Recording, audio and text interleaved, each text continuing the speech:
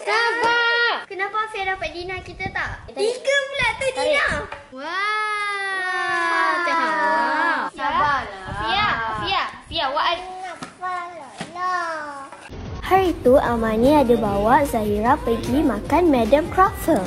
Zahira nak sangat tapi kedekut tak bawa duit. Amani juga yang kena bayar. padan ke Amani. Kalau Afia tak apalah, nampak ni. Afia comel. Afia makan Crawford hazelnut chocolate dengan Biscoff. Amani pula makan Crawford white chocolate topping Oreo. Afia. Comel Zafia jalan. Afia. Nak tengok cermin.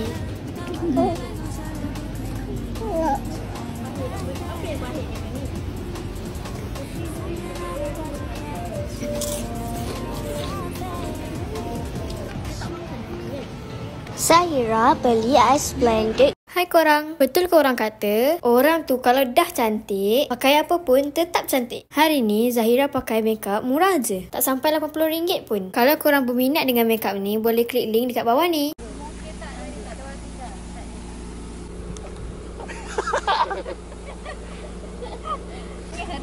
Ibu yang nangis. So kali ni kita nak challenge Amani dan Zahira naik roller coaster.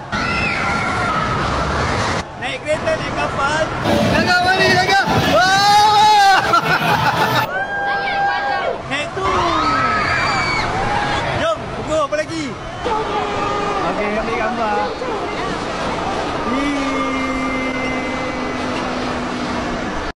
Okey, bersih.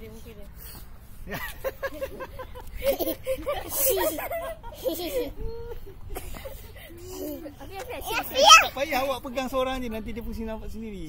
Biarlah tak payah. No, Afia bisa nak. Ada. Ada. Tu. Kat gigi Amani. Tak kat gigi Afia. Yang kejap, ayah pula. Video, lambai.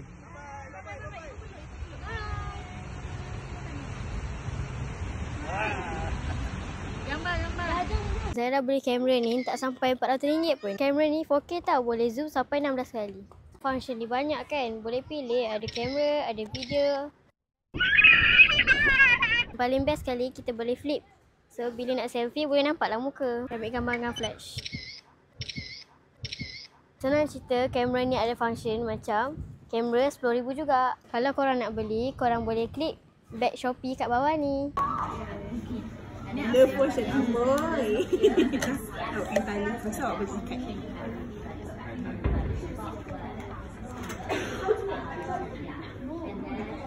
Jom kita bakar, jom.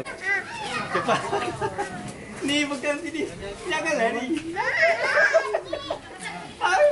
Ni bakar. Hari ni Amani nak tulis vlog lah. Alah, pen smiggle ni tak best lah pakai. Kalau pakai, tak lancar, tak smooth. Kecil lah. Dan Mr. DIY juga yang best. Cantik pula tu. Tengok kalau tulis. Lembut je. Lancar je. Tengok smiggle. RM28.90. Tapi kalau Mr. DIY, RM2 je. Ini ruler smiggle. Tapi tak banyak shape lah. 1, 2, 3, 4, 5, 6 je. Kalau ruler yang ibu belikan untuk Amani dekat Mr. DIY ni ada banyak shape.